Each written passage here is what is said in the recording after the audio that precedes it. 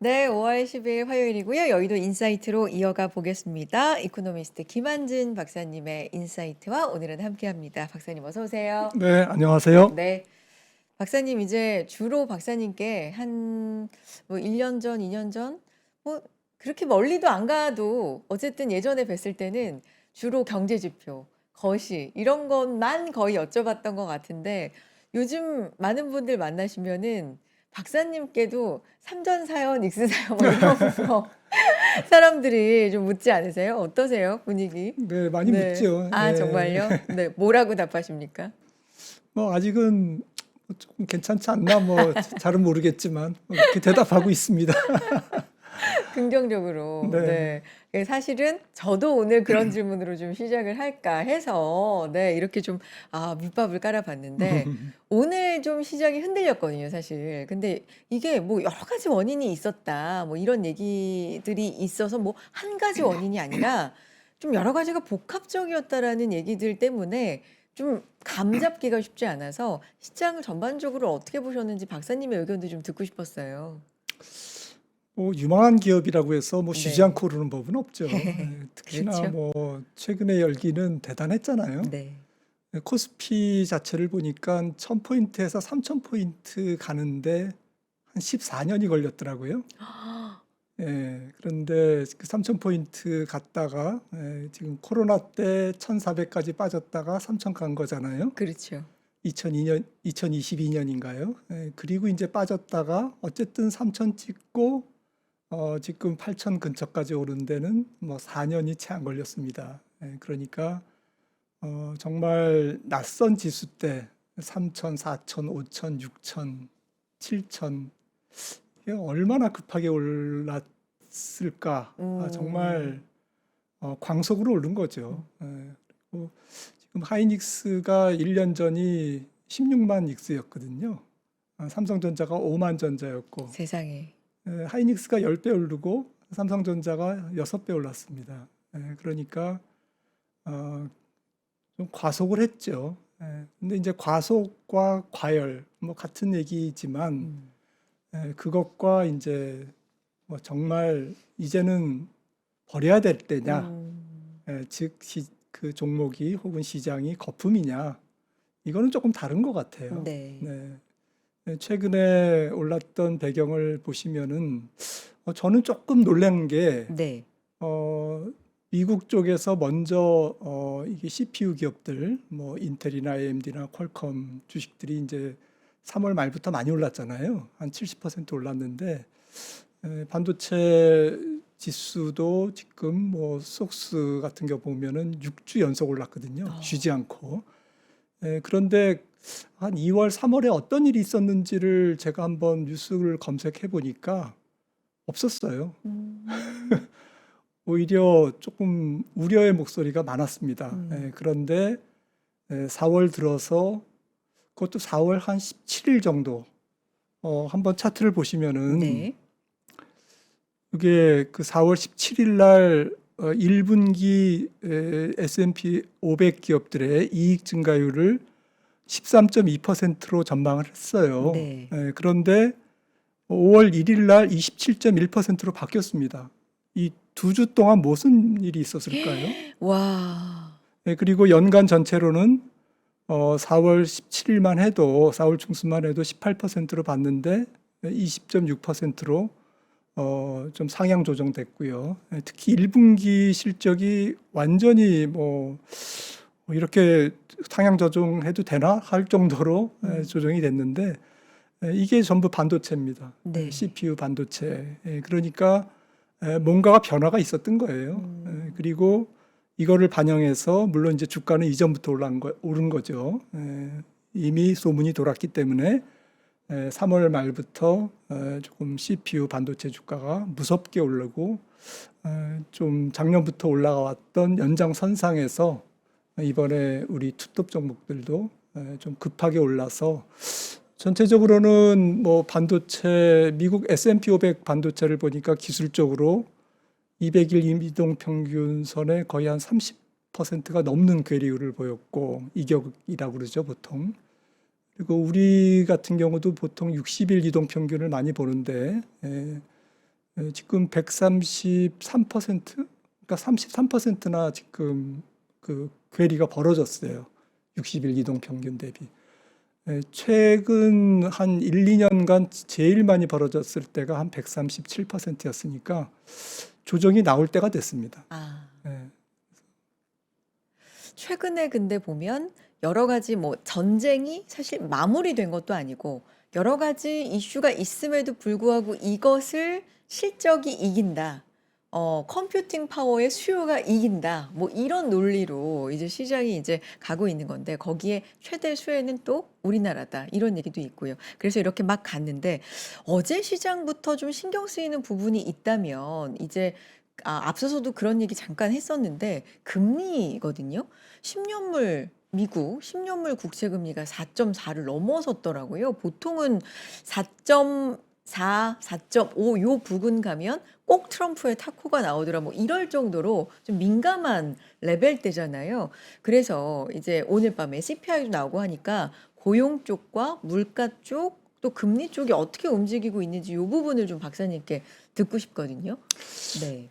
먼저 미국 경제가 상당히 뭐 이번 고용 지표도 발표됐습니다마는 굉장히 양호하게 나왔죠. 뭐 11만 7천 건 새로운 일자리가 만들어졌는데 예상치인 뭐 7만에서 8만 건보다 굉장히 높았고, 그리고 1월부터 4월까지도 지금 8만 6천 개 월 평균 기록이니까 나쁜 수준이 아닙니다. 왜냐하면은 작년 말 뭐 미국 연방 정부의 셧다운도 있었고, 그리고 이제 GDP도 4분기에 낮게 나왔지 않습니까? 0.5%로. 그리고 이제 1분기로 넘어와서 이제 1분기 GDP 속보치도 2.0%로 찍히고, 그리고 2월 달에 이제 한파나 이런 것도 있었기 때문에 계절적인 이런 노이즈가 있어서 이런 것들을 좀 지나오면서 조금 불안했어요. 미국 아, 경제에 대한. 그러면서 이제 전쟁이 터졌기 때문에 유가가 올라가서 이게 스태그플레이션 아니냐. 이제 그런 우려가 있었는데 일단 한 달 지표지만 4월 고용 지표는 그런 우려를 불식시키기에 상당히 좋은 성적표가 나왔다고 볼 수가 있는 거고요. 네. 그런 상태에서 미국 경제는 사실 기업 실적은 지금 말할 수 없이 좋고, 그다음에 GDP도 한 뭐 지난 뭐 4분기에 연방 정부의 셧다운 이런 걸 이제 지나갔기 때문에 2%의 속보치가 1분기 2.0%의 속보치가 찍힌 거고, 나머지가 이제 고용 하나인데 이 고용도 이제 4월 달에 좋게 나왔단 말이죠. 네. 그래서 이제 이 세 개가 가장 중요한데 세 가지의 가장 중요한 미국 경제 펀더멘탈이 좋다 보니까 이제는 또 이제 금리가 걱정되는 거죠. 그러니까요. 연준이 이제 금리를 이제 올해는 뭐 내리는 거 물 건너 갔구나. 지금 이제 사람들이 그렇게 보고 있고 시장도 이제 그렇게 선물 시장에서 지금 프라이싱하고 있습니다. 그런데 지금 사람들이 너무 걱정을 많이 하는 것 같아요. 미국 경제가 좋으면 좋은 대로 뭐 금리 안 내린다고 걱정. 조금 나쁘면 나쁜 대로 또 걱정. 그래서 제가 볼 때는 좀 이런 제가 뭐 매크로를 중점적으로 하고 있습니다만은 네네.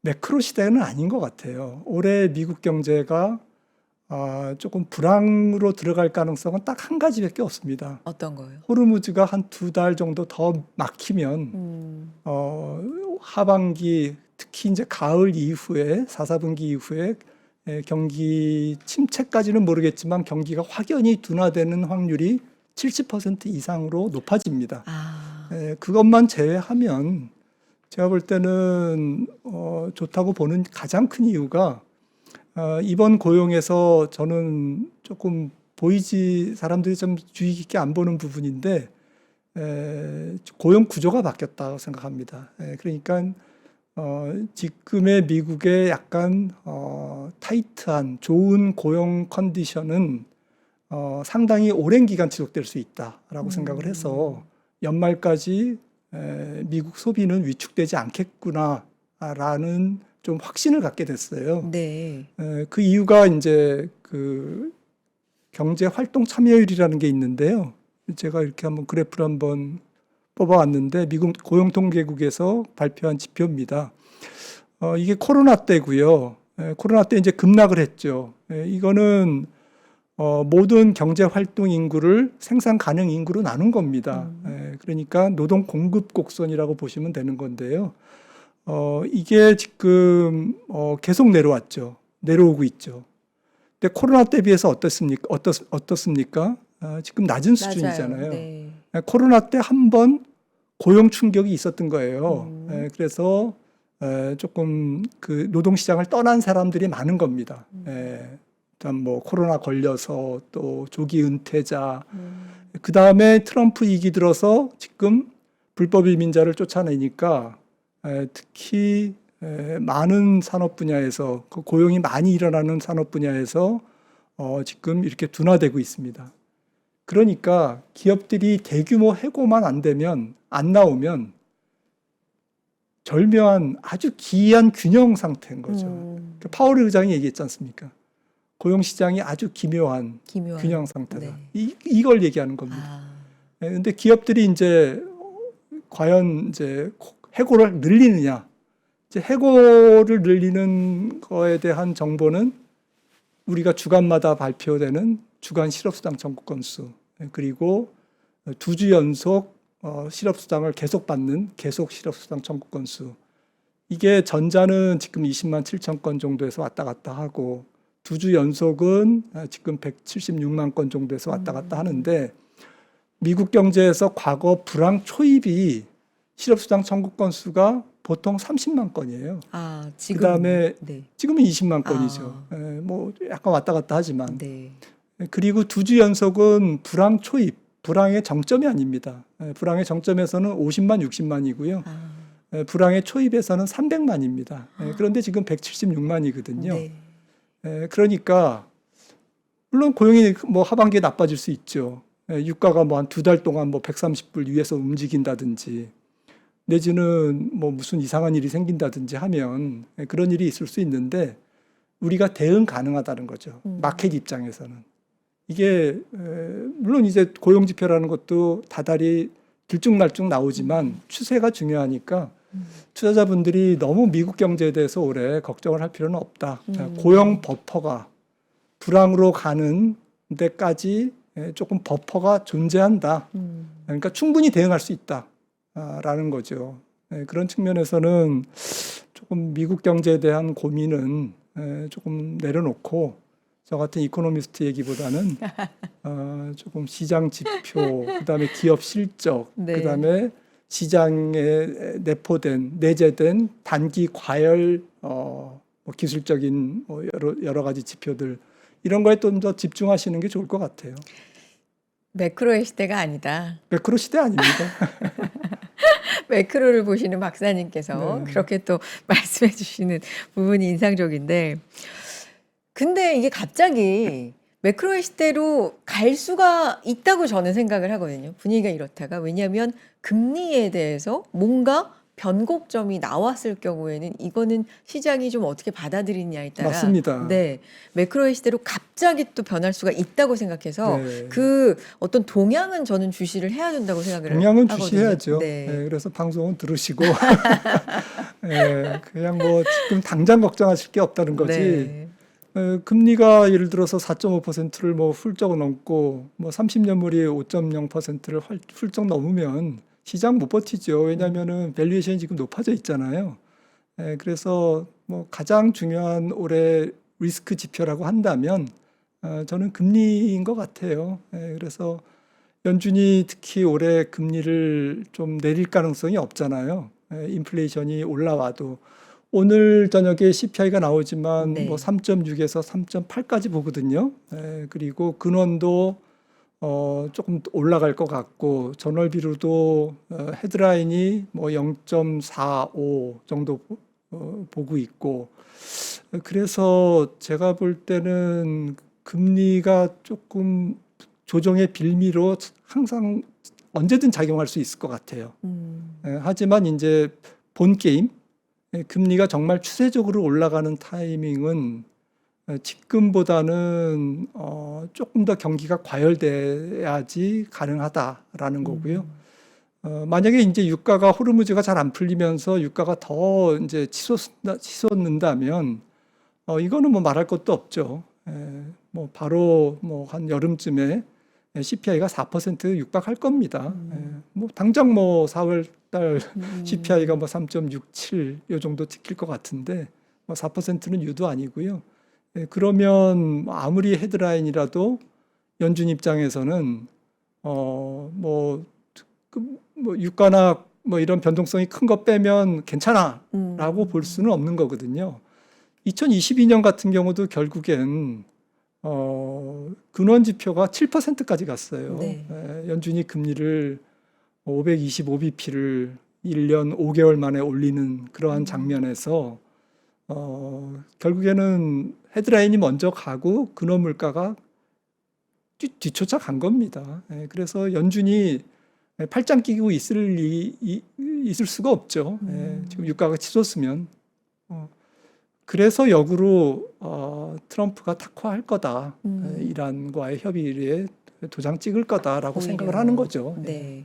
근데 월가에서는 타코 트레이드라는 말 대신에 최근에 급부상하고 있는 유행 단어가 나초 트레이드라고 해서 나러 찬스 뭐 호르무즈 오픈? 호르무즈가 오픈될 기회가 이제 없거나 굉장히 오래 걸리거나 이런 어떤 확률에 베팅하는 뭐 그런 것들이 좀 유행한다 그러더라고요. 만약에 그렇다면 이거는 당연히 유가가 올라가는 그런 요인일 거고 그러면 최근에 이제 금리 인상 얘기도 조심스럽게 나오긴 하니까 그러면 어떻게 되는 건가라는 생각도 좀 들기는 해서요.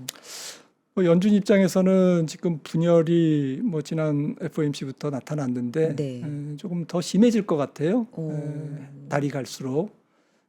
왜냐하면은 똑같은 경제 지표를 보고 뭐 자기 입장에서 해석을 할 가능성이 높고 가령 이번 고용 지표 같은 경우도 실질 임금은 떨어졌다고요. 물가가 올라가니까. 그러면 사실은 물가가 올라가면 금리를 올려야 되는데 이거는 결국에는 뭐 연준이 통제한다고 해결될 물가가 아니잖아요. 공급 측면의 인플레이션이기 그렇죠. 때문에. 그래서 뭐 지금 수요가 사람들이 돈을 많이 써서 인플레이션이 올라가는 게 아니니 좀 비둘기파들은 이 실질 임금이 떨어지니까 물가 때문에 똑같이 벌어도 물가 때문에 이제 소득이 깎이니까요. 그러면 실질 소비가 줄고 이게 결국에는 내년도에는 경기 둔화로 이어질 거다. 그러니까 선제적으로 여름이나 가을쯤에는 금리를 내려야 된다라고 주장을 할 거고 매파들은 뭔 얘기냐. 지금 뭐 2022년엔 뭐 몇 년 전을 잊었냐. 결국에는 유가가 125불 갔을 때 물론 이제 그때는 리오프닝 경제라서 다른 것도 많이 올랐죠. 그런데 지금은 또 호르무즈가 막히면서 유가도 오르지만 비료 가격도 올라가고 이것도 만만치 않은 거거든요. 제가 볼 때는 쌤쌤이에요. 호르무즈의 지금 공급 충격 효과가 분석 기관에 의하면 73년이나 79년 오일 쇼크 때보다도 한 14%의 공급 충격이 있다라는 거거든요. 그때는 한 6, 7%의 공급 충격이 있었다라는 거고요. 유가가 지금 그 공급이 안 되는 부분이 지금은 그 2배라는 겁니다. 그 통계가 맞다면 제가 볼 때는 맞을 것 같아요. 그리고 또 비료라든지 여러 가지 뭐 무슨 원자재 같은 것도 지금 막혀 있잖아요. 호르무즈에. 그런 거 보면 뭐 2022년과 뭐 그렇게 큰 차이가 없다라고 생각하면 이게 계속 막힐 경우에는 조금 매파 입장에서는 이걸 그냥 좌시할 수는 없다라는 거죠. 긴장하고 있어야 된다는 거죠. 지금 그런 당장 와중에 안 올리더라도. 케빈 워시가 이제 취임을 오늘 내일 이렇게 하는 걸로 네, 15일이죠. 네, 알고 있는데 이번 주에 네, 네. 하고 있는데 그러면 말이 굉장히 중요하겠네요. 처음에 이제 어떤 톤으로 이야기를 하는지에 따라서 왜냐하면 연준 의장이 처음 취임하면은 좀 변동성이 항상 있었다라는 통계가 또 있더라고요. 네, 뭐 시장이 뭐 이른바 네. 찔러본다는 얘기를 하는데요. 쿡쿡 찔러가지고 어, 너 이렇게 잘 할 수 있어? 이러면서 이제 뭐 그러니까 금리 뭐 환율 달라겠죠. 그다음에 주식 시장 이런 게 이제 변동성이 클 수 있다라는 건데 그건 뭐 역사적으로 이제 항상 뭐 약간 그런 소음이 있었다. 라는 거죠. 그러니까 서로 시장과 그 새로운 의장 사이에 어떤 서로 눈치 보기, 어떤 사람인가, 뭐 이런 거에 대해서 뭐 그런 상황인가요? 허니문 기간? 뭐 그런 건가요? 그 네. 지금은 또 특히 거기에다가 플러스 연준이 좀 그 의견이 많이 다르잖아요. 달라져 있으니까. 달라지고 네. 있으니까. 그리고 이제 경제 지표도 조금 복잡하고 음. 불안정하고 약간 저는 이제 내년도에는 미국 경기가 침체로 갈 것 같은데 그래서 내년 정도에 이제 연준은 금리를 내릴 것 같아요. 주식시장도 좀 쿨다운이 되고 그렇게 생각을 하는데 네.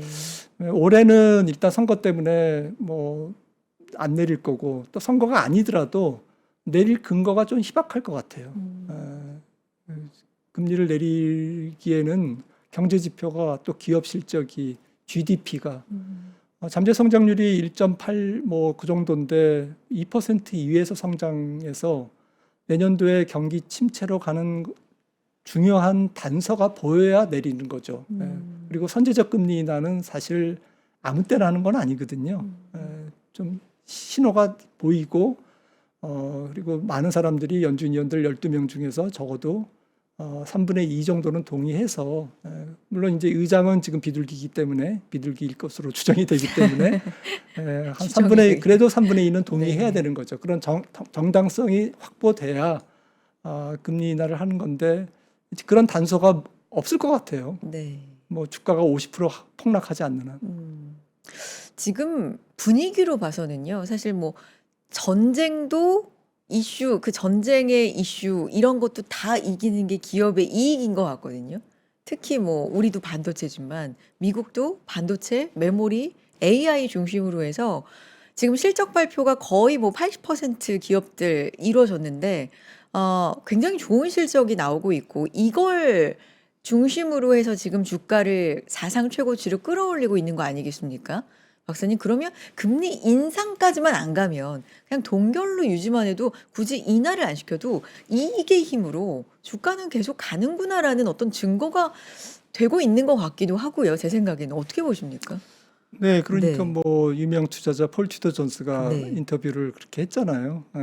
올해 금리를 올려야 되는데 안 올리는 바람에 98년, 99년 상황과 좀 비슷해질 수 있다. 그 얘기는 그 얘기는 이제 금리를 좀 올릴 수 있는 상황인 것 같은데 네. 연준은 올해 뭐 정치적인 이유로 금리를 안 안 올릴 올리는. 때니까 네.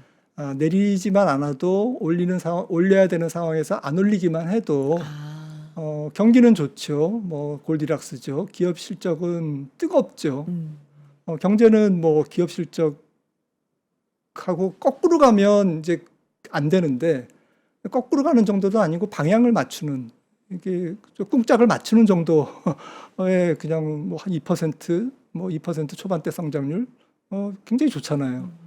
인플레이션도 괜찮고 그리고 기업 실적은 뭐 굉장히 뜨겁고 비록 특정 업종이 주도하고 있지만 뭐 언제나 안 그랬냐.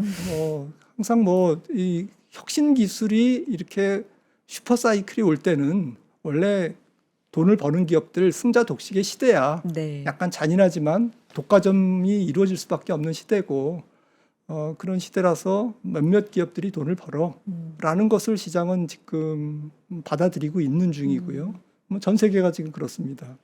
그래서 그런 상태에서는 뭐 시장이 좋을 수밖에 없는 거죠. 적어도 금리를 올리지 않는 반면에 경기는 좋으니까 실적도 좋고. 그 중심에는 이제 반도체가 네. 있는 건데 S&P 500 전체 대비 반도체 섹터의 이익 시총 비중 그 차트를 하나 갖고 오셨는데 굉장히 가파른 느낌도 있고 뭔가 동행하는 느낌도 있어서 요거 해석 좀 해주시겠어요? 네. 이건 뭐 야데니 리서치에서 제가 항상 좋아하는 지표인데요.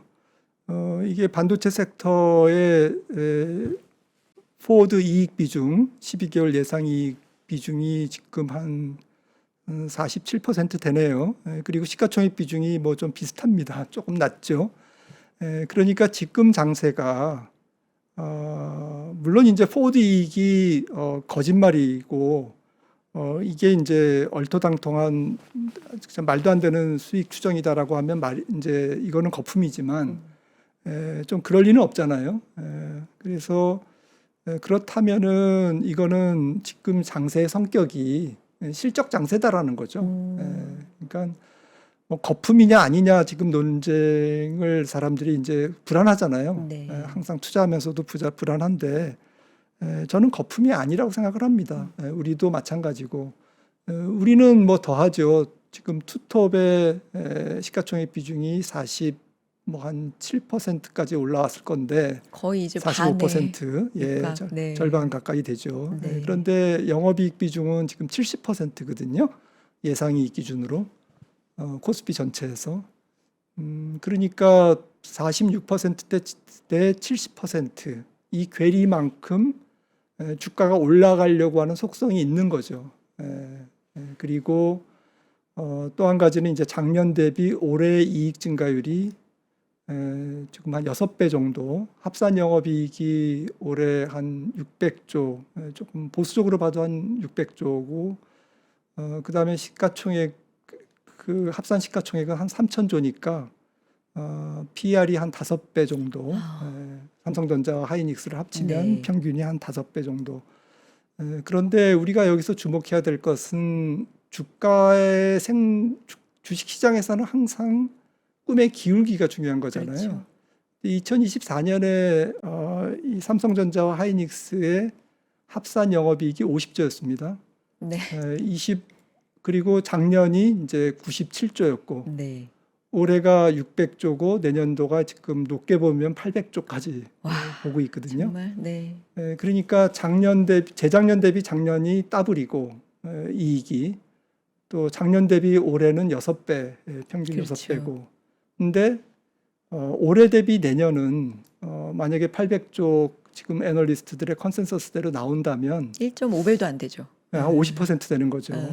그러니까 제가 볼 때는 반도체 주가는 올해 상투를 칠 가능성이 높습니다. 그리고 한 2, 3년간은 조금 쳐다보지 않아야 될 주식이 될 수 있다라는 거죠. 주식시장이 굉장히 합리적이고 이성적이고 그래서 점잖아서 내년도 이익은 내년에 반영하고 올해는 올해 이익까지만 반영하자. 그래서 내년도에도 먹을 걸 놔둬야지. 그런 법은 없잖아요. 네. 그래서 제 생각에는 올해 내년도 이익까지를 전부 앞당겨서 반영하는 내년도에는 이익은 증가하지만 반도체 산업은 내년에도 호황이지만 삼성전자 하이닉스는 내년에도 열일하지만 주가는 올해 피크 아웃 할 가능성이 매우 높다. 역으로 그렇다면 지금 PER 5배는 너무 낮다라는 거죠. 그러니까 지금의 논리가 여전히 이렇게 주가가 올라가도 그러니까요. 싸다라는 거잖아요. 네. 그러다 보니까 지금이라도 사야 되나라는 고민을 요즘 대한민국 국민들이 매일매일 공통적으로 하는 고민이 아마 이게 아닐까 싶은데, 근데 올해 이제 피크아웃을 조심스럽게 말씀을 해주셨으니까 그러면 이걸 어떻게 전략을 세워봐야 되나 또 생각이 좀 복잡해지는데요. 투자의 태도의 문제인 것 네. 같아요. 나는 뭐 그런 위험한 시장에는 뛰어들지 않겠다. 라는 분들은 안 하셔도 되고요. 그런데 나는 트레이딩에 자신 있어. 그리고 아직까지는 거품은 아니야.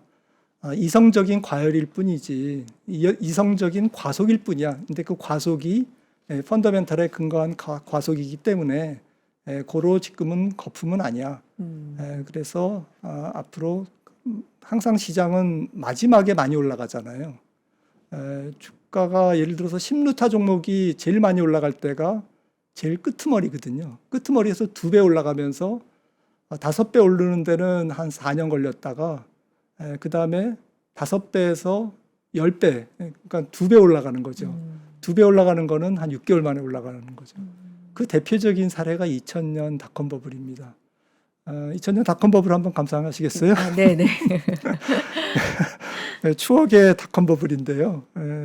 저는 이때 시장에 있었습니다. 이게 이제 닷컴 버블 연도인데 95년 6년도에 나스닥 지수가 한 1000포인트 됐어요. 정말 지금 25,000이잖아요. 1000포인트 됐는데 그때 이제 한 그 2,500까지 1,000에서 2,500 한 2.5배 오르는 데는 한 4년 걸렸어요. 근데 2,500에서 5,000 가는 거는 이게 99년 10월부터 2000년 3월까지거든요. 딱 2,500에서 5,000 가는 게. 그러니까 마지막에 이렇게 올라간 거예요. 그러니까 올라가기 직전에 S&P 500의 펀은 나스닥의 펀은 한 40배밖에 안 됐어요. 네, 그런데 이게 올라가면서 80배 된 거거든요. 네, 그래서 야, 나스닥이 100배까지 갔어. 이거 거품이었다라고 네. 얘기했는데 지금도 얘기하는 거죠. 그런데 이렇게 찍고 1년 7개월 만에 80%가 빠진 거예요. 5천에서 1,000으로. 그래서 지금이 이제 이 지점이냐, 네. 요 지점이냐, 어, 5,000포인트대냐, 지금이 2,500이냐. 제가 볼 때는 한 2,500 정도에 와 있는 것 같아요. 그러니까 마지막 랠리의 가능성이 남아 있다라는 건데요. 그게 이제 뭐 주식은 알 수 없죠. 그리고 뭐 저희가 지금 이렇게 제가 얘기를 한다고 해서 이게 뭐 무슨 수학 공식처럼 맞는 게 아니잖아요. 주가 전망이라는 게. 그렇죠. 이거는 뭐 고무줄이죠. 근데 약간의 이제 거품 징후가 있는데 거품 징후라는 게 첫 번째는 어닝 서프라이즈가 멈추는 그러면서 이익을 상향 조정하는 게 멈추는 그러면 이제 그게 가장 큰 징후고 또 한 가지는 이제 그 주가가 도저히 감당하기 어려운 수준으로 받아들이기 어려운 수준의 멀티플이 나오는 그런 하이 밸류에이션이 나오는 근데 말씀드렸잖아요. 지금 미국의 반도체 기업들의 PER도 뭐 한 23배 정도밖에 안 네네. 되고 우리나라는 지금 5배 그러니까요. 정도밖에 안 되기 때문에 네. 이게 멜트업이 끝난 완전히 거품의 거의 한 9분응선, 7분응선, 8분응선에서 보는 밸류에이션이냐 라고 보기에는 좀 어렵다라는 거죠. 그리고 이제 또 한 가지는 이제 IPO가 이제 굉장히 큰 게 이루어지는 건데 올해 뭐 오픈 AI라든지 뭐 스페이스X. 네, 스페이스X 지금 뭐 6조 달러 정도인가요? 네. 이런 게 이루어지는 게 이제 굉장히 안 좋은 신호가 나타나는 거고 우리나라는 지금 그런 징후가 없죠. 예. 오히려 자사주 매입을 기업들이 하면서 소각도 하고 해서 과거처럼 뭐 공급이 그렇게 큰 그런 상황 이제 미국보다는 굉장히 유리한 그런 상황인 것 같습니다. 그러니까 수급 쏠림을 말씀하시는 네. 거예요. 수급이 이제 공급이 늘어가지고 시장의 무게가 자연스럽게 늘어나면서 하중이 이제 버티기 어려운 하중이 이제 이어지는 이제 그런 장면. 그게 항상 왜냐하면은 이제 상장하는 기업들도 뭐 물 들어올 때 노져야지 이러면서 이제 상장을 하는 거잖아요, 비싸게. 이제 그런 게 올 하반기부터는 좀 조심해야 될 것 네. 같습니다. 미국에. 근데 박사님 이 닷컴 버블의 추억이라고 이제 말씀해 주셨는데 그때 시장에 또 계셨고 근데 그 아마 너무 많이 들으셨을 거예요. 우리 투자자분들도 닷컴 버블 얘기는 기술주들이 주목받기 시작할 때부터 이제 비교를 하는 건 닷컴 버블 때와 아마 가장 많이 비교를 하지 않았을까 싶은데 그때와 지금의 그럼 차이점으로 가장 또 대표적으로 꼽는 건 그때는 수익들이 안 났었고 지금은 기업들이 돈을 번다라는 걸 가장 큰 차이점으로 들기도 하고 반도체 같은 경우도 그래서 옛날과는 다르고 이제는 더 이상 사이클 산업에 옛날 공식으로 취급하기에는 좀 달라진 점이 있다라는 얘기들이 요즘에 이제 논리로 많이 나오거든요. 박사님 여기에 대해서는 그럼 우리가 어떻게 좀 받아들여야 될까요? 옛날 공식을 적용하기에는 지금은 좀 달라졌다. 뭐 같은 것도 있고 다른 네, 것도 있는데요. 네. 수익이 안 났다라는 거는 그거는 조금 잘못된 것 같아요. 그래요? 왜냐하면은 밸류에이션이 높아져서 높아진 밸류에이션을 정당화할 수 없는 가격까지 올라갔다라는 거는 맞지만 네. 아까 말씀드렸잖아요. 나스닥이 닷컴 버블 때 2000년 3월에 5,000포인트를 찍었는데 불과 6개월 전 99년 10월에는 2,500이었다고요. 2,500이었을 때 지금 그때 당시에 펀은 높죠. 높지만 35배밖에 안 됐어요. 그게 70배까지 간 거죠. 그리고 여기 한번 그 당시에 90년대 말 2000년 초반에 PR을 보시면은 제일 높은 게 시스코 100배, 그리고 근데 이게 지금 그 마지막에 두세 배 올라간 거거든요. 그 두세 배 올라가기 직전인 99년 가을에는 이게 다 50배 미친 거예요. 그리고 여기 50으로 찍힌 것들은 다 25배고 지금하고 비슷한 거죠. 그래서 지금 평균이 지금 70배지 않습니까? 그러네요. 이것보다 더 높은 주식들이 많았고요. 지금은 올해 실적 기준으로 PR이 엔비디아가 24배, 마이크로소프트가 22배, 애플이 30배, 구글이 알파벳이 28배, 아마존이 뭐 이렇거든요. 그다음에 브로드컴이 25배. 인텔도 지금 뭐 작년 실적으로는 100배인데 올해 실적으로는 20배잖아요.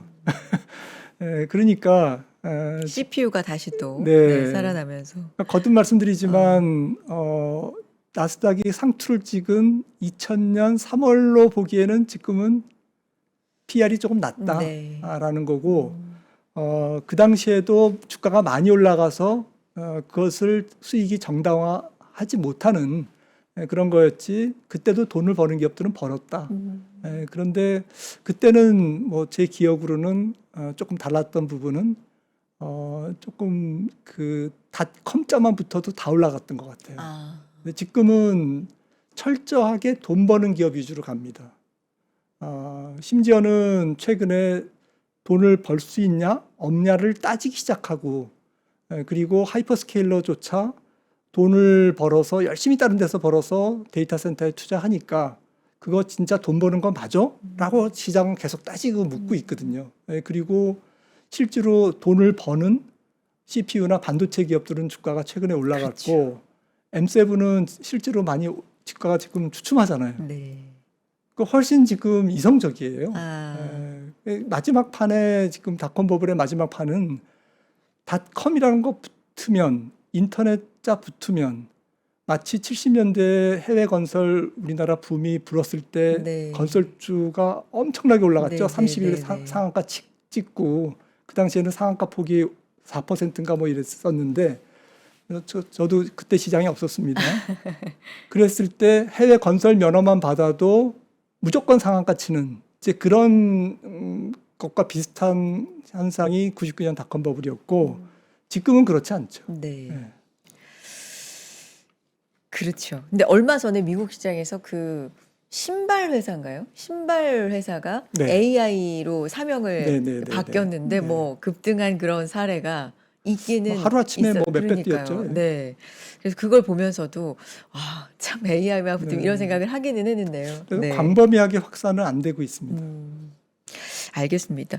박사님 마무리를 하면서 지금 마침 또 이렇게 박사님을 모신 요때 살짝 우리 투자자분들의 생각이 좀 복잡해지는 시점입니다. 왜냐하면 아까 뭐 매크로의 시대는 갔다. 이제 매크로의 시대는 갔다라기보단 지금은 어쨌든 매크로의 시대는 아닌 것 같다라고 말씀해 주셨는데 뭔가 조금 여러 가지 복잡한 상황들이 좀 겹쳐서 생긴 것 같고 그게 시장에 또 영향을 주는 것 같은 느낌이 오늘 마침 또 들어서 다음에 모실 때까지 우리가 어떤 부분을 좀 시장에서 주목해 보면 좋을까요? 계속해서 반도체 계속 반도체 이렇게 뭐 일변도일까요?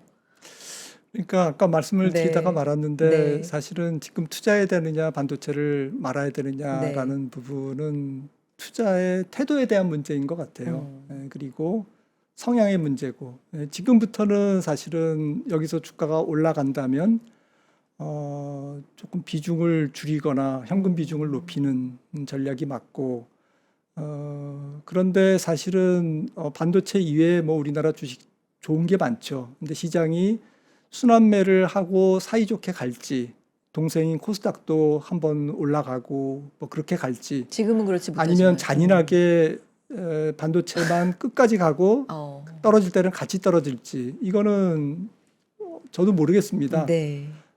하지만 뭐 좀 긴 호흡으로 한 2년, 3년 이렇게 내다본다면 지금 반도체 투자는 약으로 따지면 한 7회 말, 8회 초. 그러니까 굉장히 주의를 하면서 달려가야 되는, 쫓아가야 되는 그런 상황이고, 여차하면 굉장한 발빠른 탈출이 필요할 수도 있는. 왜냐하면은 여기서부터 만약에 올라간다면 가파르게 올라가거든요. 네. 더 가파른 상승은 더 많은 포모를 일으킬 거고요. 역으로 지금 반대로 생각한다면 오늘 제가 드린 말씀을 종합해서 조금 정리하자면 지금이 거품이 아니니 네. 여기서 만약에 반도체 주가가 떨어지는 것은 하락폭이 크지 않을 거다라는 거죠. 그래서 하락은 조정 다시 들어갈 수 있는 진입의 기회일 수 있다. 이지 않을까. 제가 뭐 어떻게 알겠습니까만은 저는 이제 그렇게 생각하고 있습니다. 알겠습니다. 오늘 박사님의 또 인사이트 함께 했습니다. 오늘은 여기까지 들어야 될 것 같네요. 김한진 박사님, 오늘 인사이트 고맙습니다. 네, 자, 저는 안내를 좀 몇 가지 드리고 김장렬 본부장님께 마이크를 넘겨야 될 것 같습니다. 어제 저희 여의도 인사이트 함께 해주신 박명석 큐레이터 얘기부터 좀 해볼까요? 3프로에서 구독자분들의 매일 아침 월가 소식을 전해드리는 박명석 큐레이터가 박명석의 월가 퀵샷을 선보였습니다. 방송에서는 다 하지 못하는 미장과 국장, 실시간 텍스트 강의, 그리고 해외 유명 연사 인터뷰를 하고 인사이트를 직접 또 큐레이팅 하는 내용들 매일 미국 시장 개장 시간마다 진행하는 라이브까지 구독 서비스에 모두 담았습니다. 관심 많이 가져주시고요. 박병창 이사님, 이선엽 대표님, 김장렬 본부장님, 차영주 소장님, 장호진 대표님의 날카로운 시황 분석 교육은 여전히 사랑을 받고 있고요.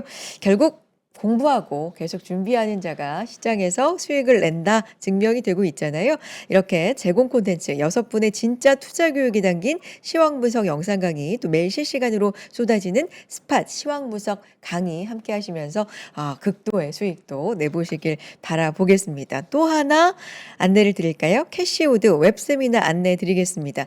뭐 AI 얘기, 반도체 얘기 계속 하고 있는데 도대체 어떻게 시장이 흘러가고 있는 건지 웹세미나 통해서 캐시우드에게 돈나무 언니에게 직접 질문하고 들어보실 수 있는 시간 준비를 하고 있습니다. 3프로TV 구독 서비스 이용 중인 고객이라면 누구나 무료로 참여하실 수가 있습니다. 먼저 3프로TV 이 유튜브가 아니라요, 여러분. 홈페이지로 들어가 주시고요.